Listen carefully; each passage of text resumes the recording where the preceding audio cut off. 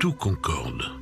En créant cette chrétienté unique, Constantin devait aussi créer une symbolique, des icônes à vénérer et des événements qui pourraient rassembler. La crucifixion a été le premier symbole choisi. Le fait d'être intégré à une croix, aux verticalités, égale ascension, immortalité. La croix elle-même, c'est un croisement entre deux axes. L'axe est-ouest, l'axe nord-sud.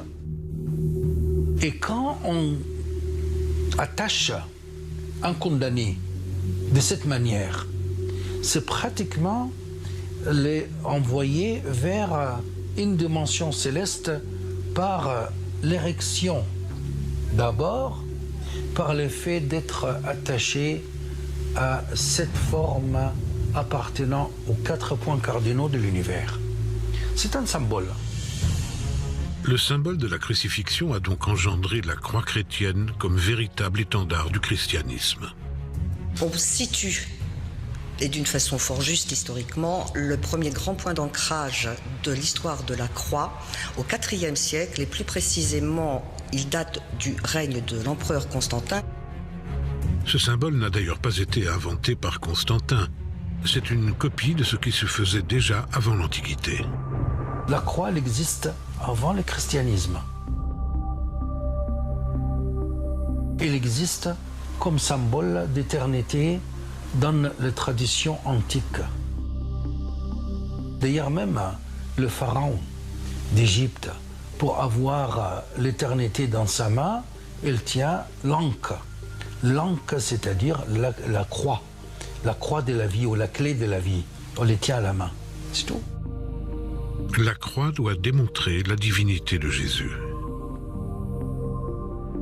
De plus, la propagation de la croix va particulièrement se développer avec l'introduction d'une nouveauté qui est la Trinité, c'est-à-dire le nom du Père, du Fils et du Saint-Esprit. Enfin, il fallait aux chrétiens un signe de reconnaissance.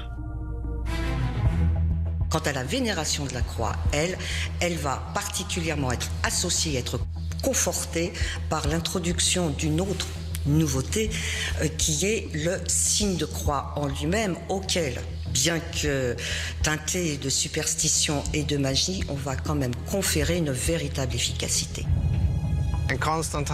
Constantin est celui qui a instauré la croix telle qu'on la connaît dans l'Église.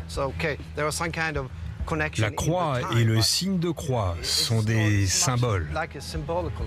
Des symboles, des livres officiels au service d'une religion unique, un Dieu incarné en une trinité.